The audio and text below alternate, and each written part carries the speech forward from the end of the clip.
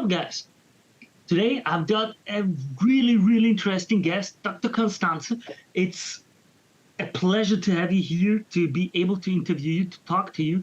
He's a world-renowned researcher, and he's focused on environmental issues. It's a very interesting take when he starts to explain all of this. There are a few questions that I will have about it, but the aspect of sustainability, of how he coined it in his last book, for example, the addiction that we have nowadays as a society. A few of those thoughts and papers really, really were interesting to me. He's done groundbreaking research and topics and works, and I would really, really like to welcome him now. Dear Constanza, it's a pleasure to have you. Thank you very much for being a guest. No, my pleasure. Nice to be here. Yeah. So, for all the guests who don't know you yet, what would you say, what you do, what is your research focused on? Tell us a little bit about that. Trying to understand and manage how this complex global system that we live in functions, and how to make it better for all of us. You know, not just humans, but the rest of nature. And recognizing that we are all interconnected on this planet. It's not humans and nature as separate things. It's humans and the rest of nature. We're as much a part of nature as any other species. And so we have to recognize our interdependence and begin to understand and manage, and particularly manage that system with that, from that perspective. So you know, I'm one of the originators of the field of ecological economics. You know, so how do we bring economics, ecology, psychology, really a transdisciplinary study of how this complex system functions in order to be able to manage it and create a better one. That's a really interesting thing you said, because that's one of the things how I got hooked into your work, how it started for me. It was the aspect of ecological economy, whereas for the viewers that don't know or that aren't aware of that, is most of our, how should I say, KPIs, key performance indicators in the economy, are pretty much leaving out a lot of stuff that should be calculated into it. Like the GDP is like, oh, our economy is growing, but at what cost is it growing? What is being used up that can't be redone, that can't be recreated, for example? How much are we losing to gain a certain amount of points, so to speak, in that system? And you came up with an idea, and with different systems and works that like put these things under the spotlight. And that was really interesting to me for the first time, to come up with, okay, wait, what are these other costs? What are these other aspects and variables for the economy that we are not putting into the, so to speak, into the calculations now? And which would shift the whole, so let's see, the whole number, the whole game that we play, into a completely different field. Well, I think there's growing recognition, you know, that GDP was never designed as a measure of societal well-being. It's only measuring activity in the market. You know, marketed transactions. How much are we producing and consuming and trading in markets? Like you said, that leaves out a lot of stuff, and it also doesn't include a lot of things that are marketed that should not be considered benefits, but should be considered costs. So there's a lot of work going on now to create better indicators of societal well-being, not just economic activity. One of the early ones was created by Herman Daly, called the Index of Sustainable Economic Welfare, and later renamed the Genuine Progress Indicator. And we've done some work on that. And what that does is start with personal consumption, but then it weights that by income distribution. Because if you're talking about welfare versus income, you can't just talk about how much money is being produced. You got to say, where's it going? And we know in recent times, most of it's been going to the top 1% or even top 0.1%. So it's not making everyone else better off. And then it adds a few things that are left out of GDP, like household labor and volunteer work, you know, very important things in the economy, but they're not paid for, so they're not included.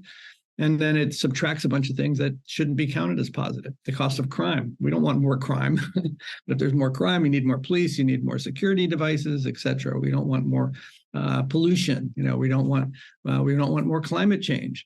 All of those things get counted as positives in GDP. So you got to subtract those out. Turns out when you do that, for most countries, GPI, the genuine progress, has not been increasing, since the 1980s or so.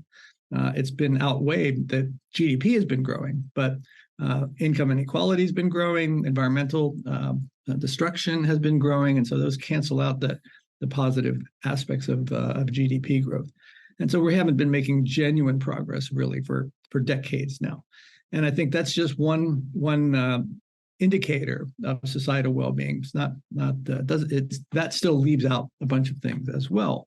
But it gets you thinking that we've been following the wrong indicator, because our addiction to GDP growth, I think, is what's led us to continue to have those negative side effects, and they're getting more and more severe these days. So we have to stop doing that. And like I said, I think there's growing interest in doing that, and thinking about what actually improves the well-being of society. And in some cases that might be more production and consumption, but of a particular kind, a circular economy kind of production and consumption that doesn't pollute as much. But also recognizing that community well-being, that treating the environment better, also contributes directly to well-being. And we've done some research looking at, well, what's the value of all those ecosystem services that are not counted in GDP, and they end up being much larger than GDP itself. So we've got some ways to go to really implement this idea of an ecological economy and what that means, how to measure progress in genuine terms, and how to achieve those goals. You mentioned right there something that you are very famous for. After all, it's the idea of the natural capital. It's like, I understand. Would it be so nice to explain in a few words or sentences what is natural capital? What should the viewers understand of that? Because as you said, when you take that into consideration, it might be much bigger than the GDPs even. So what is it? Well, it's all of the natural ecosystems that support our well-being, both directly and indirectly. And the rationale for calling it capital, and capital is a stock that contributes to a flow of benefits or resources. So just like conventional built capital is necessary to provide human well-being, and also human capital, individual people and their health and well-being, but also our social capital, all of our institutions, all of our networks, our communities. Those are all important. And natural capital, everything else in the world that we didn't have to produce, also contribute. So recognizing that those four types of capital assets are all required in a much more balanced way in order to provide sustainable well-being. And recognizing also that they're very different kinds of assets, and how we manage them, how we treat them has to be adapted to the kinds of resources that they are. And the market, for example, does not deal well with things that are non-rival, non-excludable. Natural capital sort of fits into that category. We're not making it; we're benefiting from it. So how we manage those kinds of resources, requires some different kinds of institutional arrangements that are more about stewarding and managing this complex system rather than trying to manage it in a market context. Yeah, how I understood it, or like an example, and I would like to ask you if I understood this correctly. Like an example would be, let's take a country that is very green with many trees, for example. And our view nowadays, especially in the market view, would be, okay, how much is that lumber worth? That lumber is worth this and this amount of money, and that's what is the capital of the country. That's what's economically the worth of it. But you and many other researchers say, no, you got to add other values to it, like the fresh air that is produced that we need as humans, the beauty of the natural area that you see, the biological diversity with all the animals in that field that also exist, and maybe even things like if you would cut down all of these trees, natural disasters, the weather would be worse, and so on and so. There are many, many, many things that are not calculated into this lumber price. It's absolutely not inside of that lumber price what it will really cost the country if all of these trees were cut off and sold suddenly.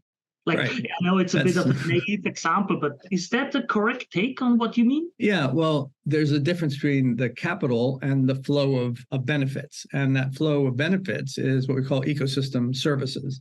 And those are all the things that you started to list. Maintaining a stable climate by sequestering carbon, controlling the flow of water, providing recreational opportunities. There's a long list of things that natural capital is doing that benefits people that are not, most of them or many of them are not included in things like GDP. Some are, like timber, so the provisioning services, but many of the other important regulatory services and cultural services are not included. So those ecosystem services, like I said, we've estimated, that their value significantly exceeds GDP, conservatively estimated, because it's not possible to really calculate or quantify all of those services, and we're still learning more and more how those natural systems benefit people, both in the short run, but also in particular in the long run. How do we build a sustainable and desirable future? And it's going to require that we manage and understand those contributions much better than we are now. But it's also important to recognize that those things don't happen independently by themselves. Those benefits require that we integrate our natural, our social, our human capital, and how they all sort of work together to provide sustainable well-being. So that's what ecological economics is about, really. When I think about it, it's like, so that must be such a hard task, the putting it into numbers. These things are, as I understand it, by nature very hard to quantify. It's like, I recently had an interview with Dr. Aaron Arthur. It's like, how do you quantify love? How happy a couple is, for example. How do you quantify biodiversity? Like, GDP is pretty easy. It's a let's say an arbitrary measure that we decided X dollars are value X. That's just what it is. We count how often it has been going around, and that's it. But like, how much is biodiversity worth? How can we quantify it into a number of, well, what did we lose if one species? Well, there's a range of techniques, and they vary in terms of how their possible precision. And so these are always going to be estimates, but I'll give you an example that uses something called avoided costs. So if we have a natural ecosystem that's doing something for us, and it's helping us to avoid other costs that would occur if that system wasn't there. So, for example, protection from storms. So we did a study recently on the value of coastal wetlands for storm protection, and came up with values on the order of close to $500 billion a year is the avoided cost, the benefits of having those wetlands in place. And if they weren't there, the damages from storms would be that much higher. So there's some pretty direct methods like that. Things like replacement costs, I think, can also be used, where you say, well, if we didn't have this watershed that's producing nice clean water for the city, we'd have to build a water treatment plant. And so the value of that watershed, at least one value, not all of them, but one value is, the fact that it's producing that's wastewater treatment that we would have to reproduce in other ways. So there's a range of those kind of techniques, which I think are pretty conceptually straightforward and easy to think about how you might estimate them. And then it goes from there. How do you quantify love?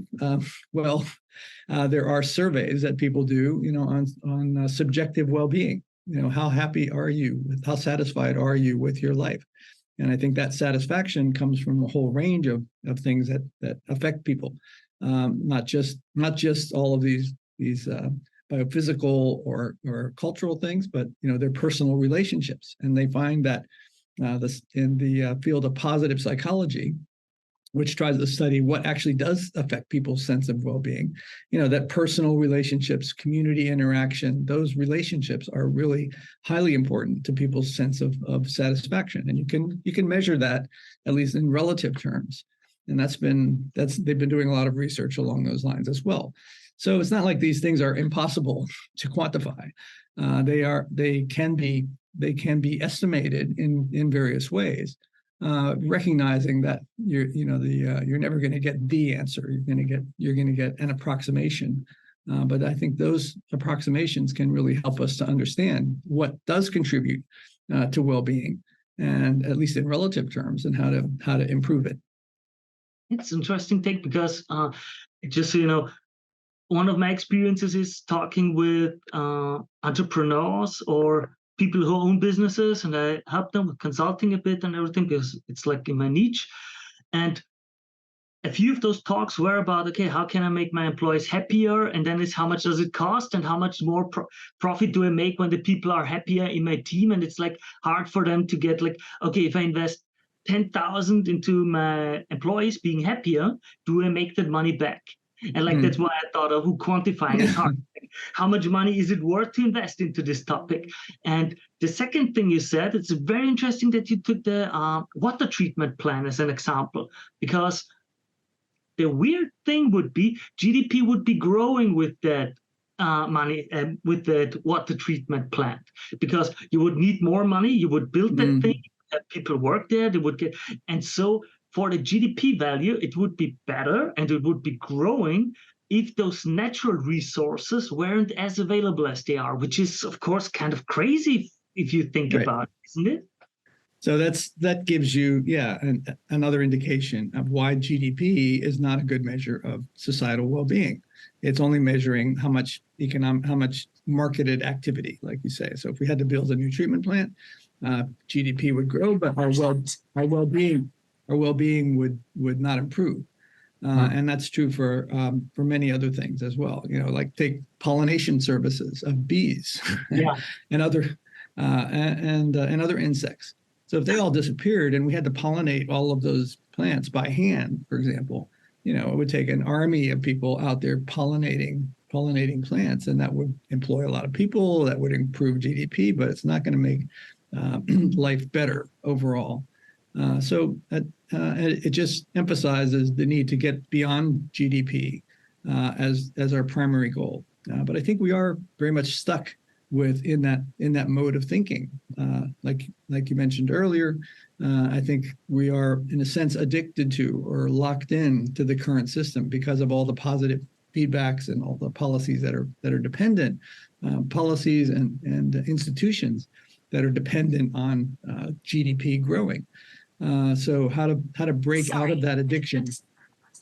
How to break out of that addiction?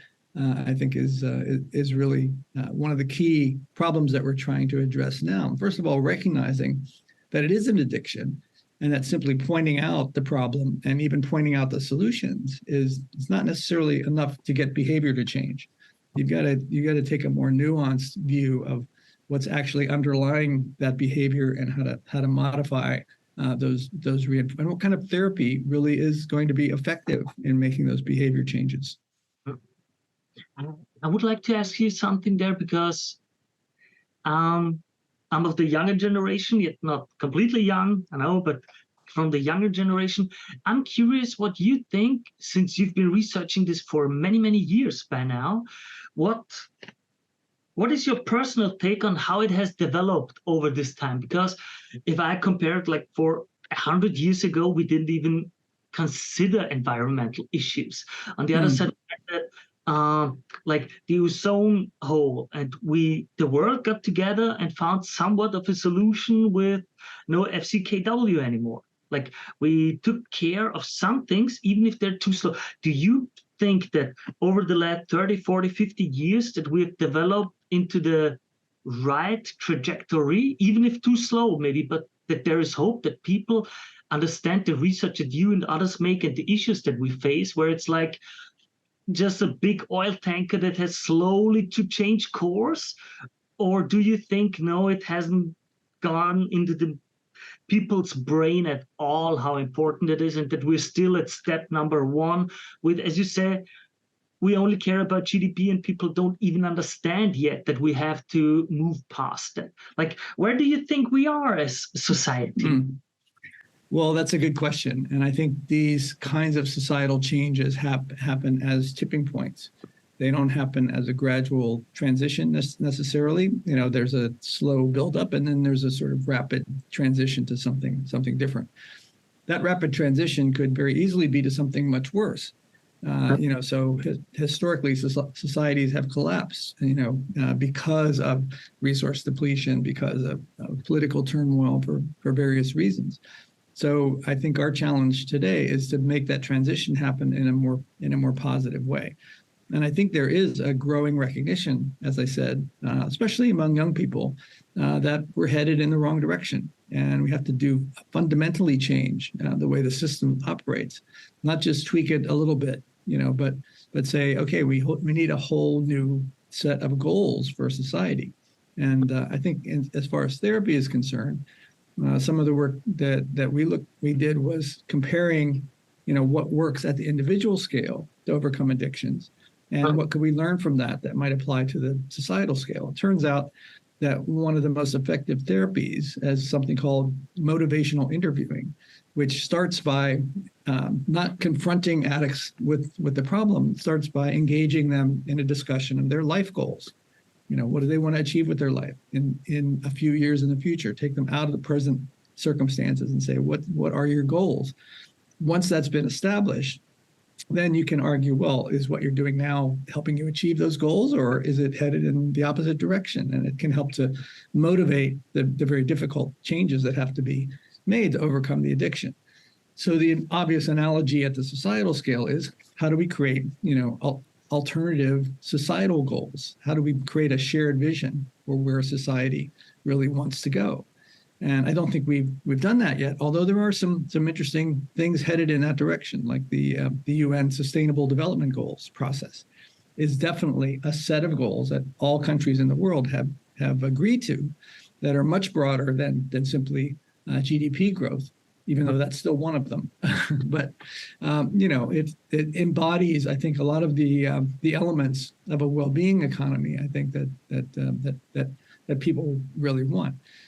So I think there's movement in the right direction in building this shared vision. And I think that once you get a critical mass of people sort of on board with that alternative vision of where we want to go, and not the conventional business as usual vision, then I think the process can begin to shift, and it can probably shift quite rapidly. You know, we elect a different kind of politicians that are really, you know, bought into that vision, rather than the ones that we have now, who are supporting, you know, fossil fuel subsidies and the kinds of things that keep us locked into the system that we're in. Absolutely. That's very interesting take with the tipping point, and that it then happens fast. And you mentioned two things now that I think both are very interesting. The SDGs, Sustainable Development Goals. I would like to talk with you a bit more in detail in a few minutes. But first, I would like to ask you about your opinion on something. As you said, the interviewing technique for addicted people is one of the best therapeutic methods. But you also mentioned something else, like the fossil fuel money and the PR that they do and the lobbying. So I imagine it like you have that addicted person with his therapist, and the therapist is trying the best to, like, come on, let's try to make you move past that addiction.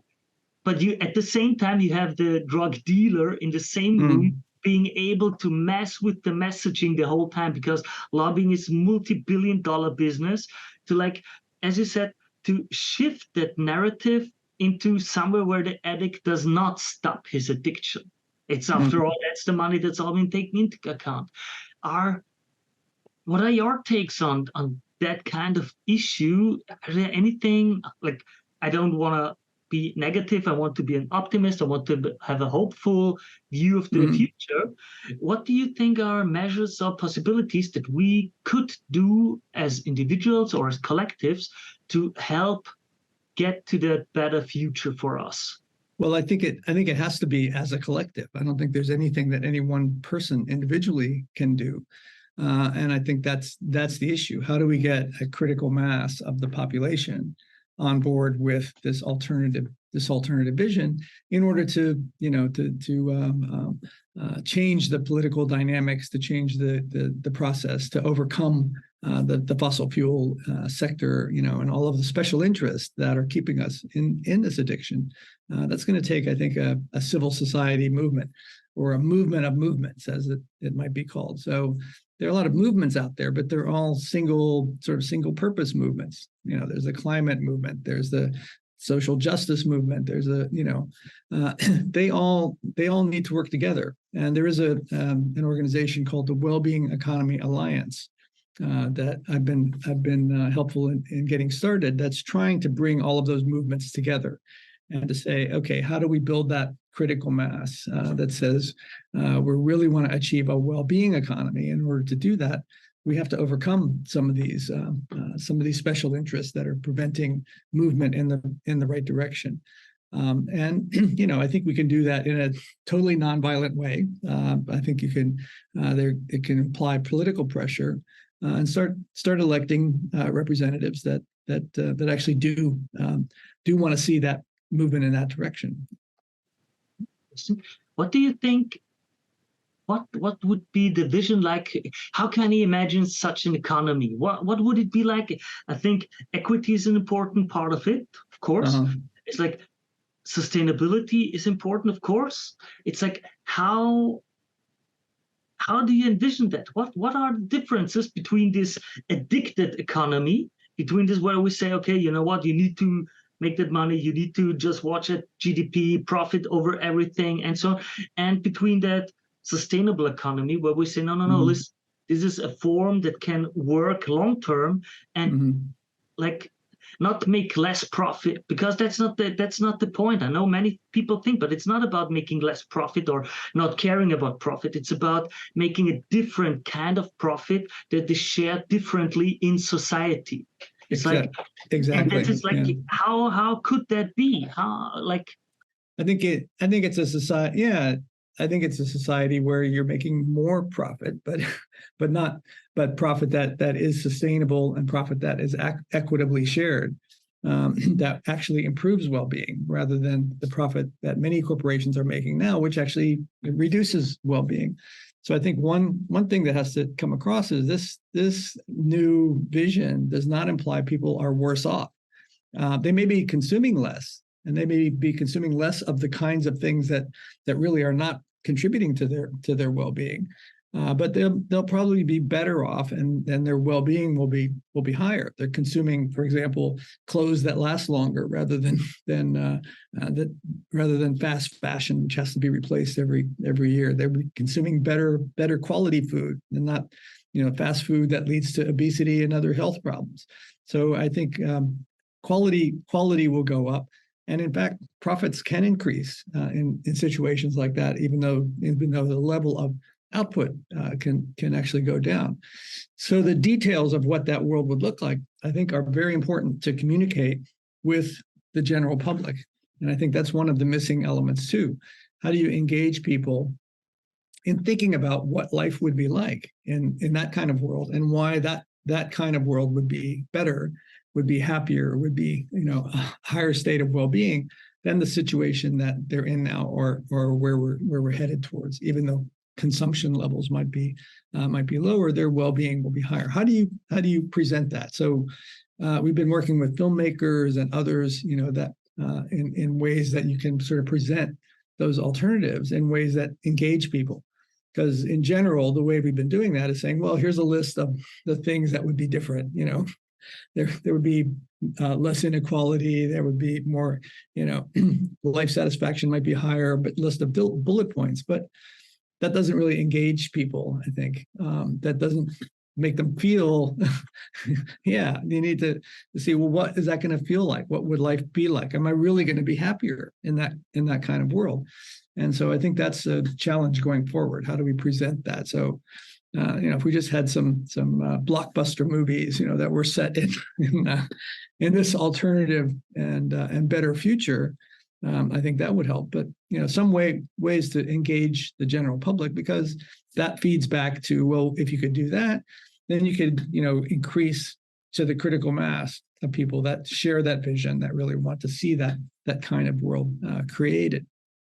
It seems a bit like the old science fiction movies had more of that utopian future vision, like Star Trek, for example, to name an easy example. Was like it pictured a future where people weren't anymore in for their own profit, but like, okay, what is your talent? What do you want to contribute to society? Like, of course, it's always with these technological miracles, so to speak, but it's gotten rare in the last, I don't know, 1 or 2 decades in the media to have anything like that portrayed at all, it seems, weirdly. I don't know why. Well, it's like there's a good book that just came out by Kim Stanley Robinson called The Ministry for the Future. I don't know if you run across that one, but he talks about, and in a very realistic sort of way, what could happen to create this the world where climate change, is addressed, and many of these issues become can be handled.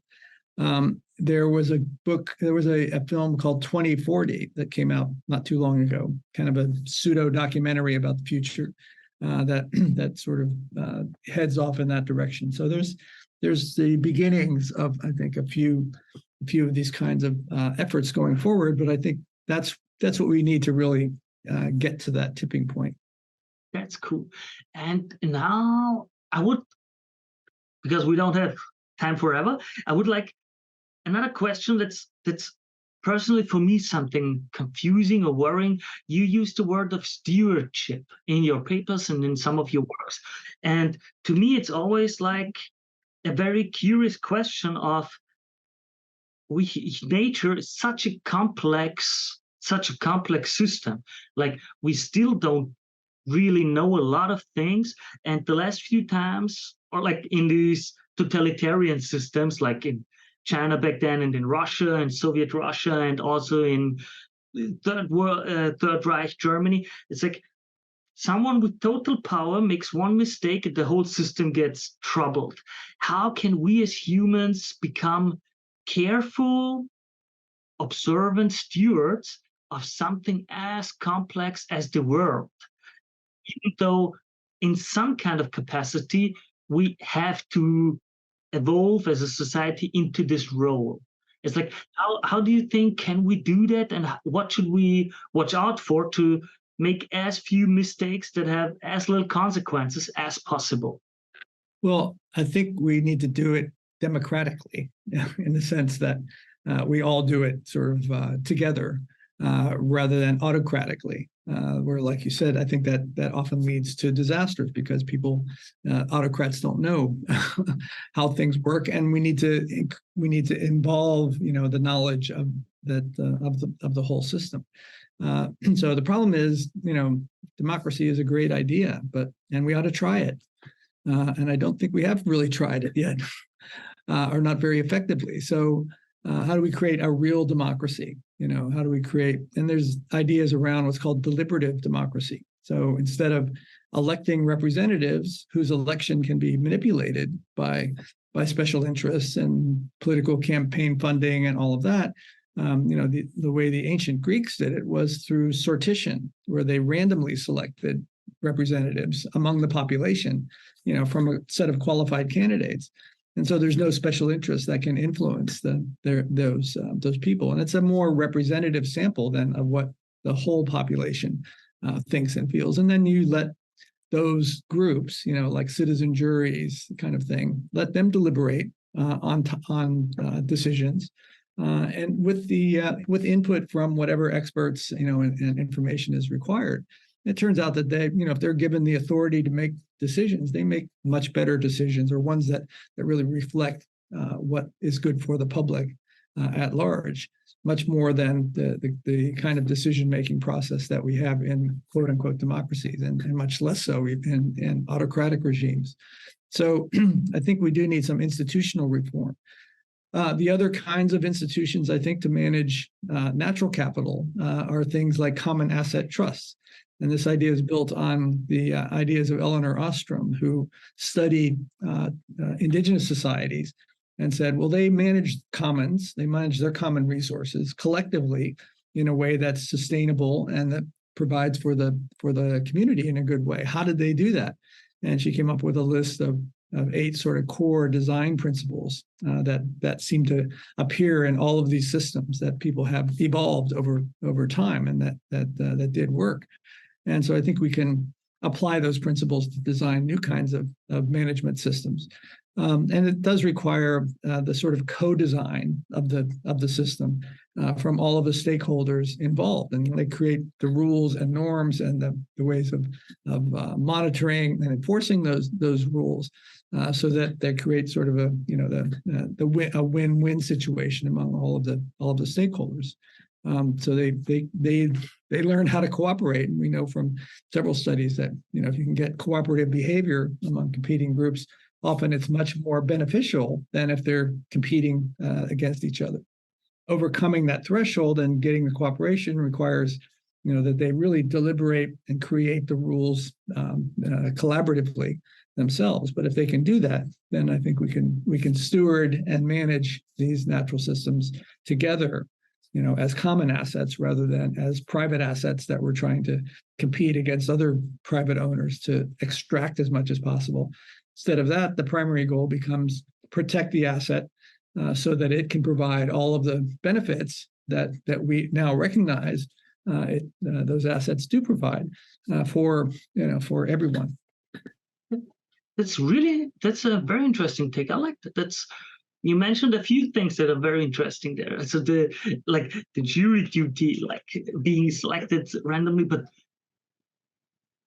common trusts, it's also a very interesting idea. I like it too. Like, I think it's not quite what you said, but like, for example, how Norway treats their oil reserves. Like, okay, we're creating I know it's not exactly like that, but like compared to the more private things like BP or Saudi Arabia or such. So it's an interesting idea. At least Norway is putting all the revenues into a sovereign fund, which is then used to benefit society, not used to benefit a few private, stakeholders in the system. And investors, and that's it. Yeah. Well, that's a very interesting thing. We talked about the Sustainable Development Goals. Could you tell the viewers a little bit what they are and what you think of them? Are they a step into the right direction, or are they like a bit too politically motivated? Do you think they cover the ideas that you talk about in your papers, or what do you think about them? I would just like to know that. I'm very curious what your take is on them. I view them as a significant milestone in human history, actually, because it's the first time I think that all countries in the world have agreed, on a set of goals that's much broader than simply, maximize GDP or something else. So that's a significant step. Of course, it was a political process. And these 17 goals that have been established, including no hunger, no poverty, health and well-being for individuals, dealing with climate change, urgently protecting land and water, so the ecosystem services and natural capital components, reducing inequality. All of these things are embedded in there. Like I said, there's also, economic growth is included, but I think it's modified a bit to say, inclusive and sustainable. So recognizing that economic growth is not the only thing, and it may be necessary in some cases, but it's not the only thing. So they didn't really get into how all of these goals are interconnected, which they obviously are. And there's synergies and trade-offs, and like we were saying, if you want to just go for goal number 8, maximize GDP growth, then you're going to have negative impacts on several of the other things. So how do you treat that as a whole thing? But I think I think that's significant. I don't think the general public is very aware of the SDGs, and there've been some surveys to that effect. Actually, I think they found that in was it Japan that there's a fairly high level of recognition, but in countries like the U.S. and elsewhere, it's a fairly low level of recognition. So I think just getting the public to understand that there are, at least at the policy level, this set of goals that really I think people will agree with once they've been shown that yeah, that's the kind of world that I would like. I would like a world where there's peace and justice, where there's cooperation, where we dealt with climate change, where there's no hunger, no poverty, reduced inequality. Most people would say yeah. And I think that's the kind of vision that we're trying to develop together and to use to overcome this addiction. I think that's nice. It's like such a huge take in the world's history to have something like that. It's interesting that you worded like that. Really, really interesting. I know the SDGs for a few years already because I volunteer in charity organizations, been working as a volunteer for 15 years by now. And I stepped into that through the SDG award in Austria. It's like a private organization that gives away awards that are like very sustainable, that do something for the 17 goals. And that's how I got into all of that years back. So it's really interesting that you say it's such a huge impact kind of, because it's like, as you said, many countries officially declared, you know what, these are goals that we want to focus on until 2030, and we want to be able to communicate what is important to us, why it's important to us, and why it should be important to all the different stakeholders like companies, LLCs, organizations, and so on. It's a really so to all the viewers, if you don't know what the SDGs are, Sustainable Development Goals, I will leave a link below. Really look it up, no matter where you're from. I promise you there's something to contact, something to inform yourself about with them, just so you know it, guys. But now another, like, a personal question that I'm curious about. You've been researching for many years by now. How I should phrase it. What was the most eye-opening moment in your career, or what was like the most impactful thing that you would not have imagined when you started? Like, okay, this is more important, or this is something new that you developed, or it's more intense in emotions than you would have thought before? Was there such a moment in your career and in your research? That's a good question. I haven't really thought about that, but maybe I could go back to my PhD itself, because that was in systems ecology. And so I think opening my mind to the idea that the world is a complex system, that it's all interconnected, that we can't understand it, just looking at the individual pieces in isolation. So I think that has sort of framed a lot of the way I think of the world. And I think that approach is something that we need to teach more broadly to people, that they have to see the world as a system rather than as individual elements, and the sort of reductionist approach of let's go down and down deeper and look at the details, that never gets put back together to say, well, how does that whole system function? And how do we understand, what's really going on? So I think we need more, systems thinking and education about systems going forward. And then the paper that we did in 1997 about the value of the world's ecosystem services. Going into that, I wasn't aware of what value was going to come out. And it ended up being quite a large number, and again, conservatively estimated. I also wasn't prepared for the sort of level of feedback, both positive and negative, for that study, and the amount of attention that it's gotten since then. So I think it did surprise me a bit that it got as much attention as it did. But yeah. Wow. I mean, it's in the board paper. It's like, it's a really, really, it's already older, but it's a very fresh take back then. It's like, okay, intense idea that you've got, that you had to like calculate the worth of all of these other systems and things. It's incredible, in my opinion. Really, really. For anyone, I will also link the study and the paper below. Take a look at it. It's a really eye-opening way to look at all of these things nowadays. I think it's really interesting. Costanza, yeah.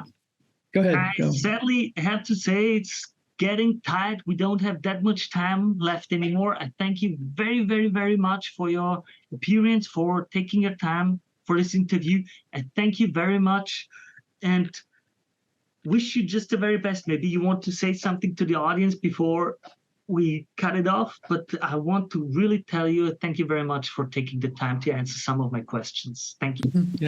Yeah, you're welcome. And to the audience, I would say, maintain hope for the future. I think we can't predict the future, but we can create the future. And so let's create the kind of future that we want. And to do that, we have to first envision what that future should look like. Thank you.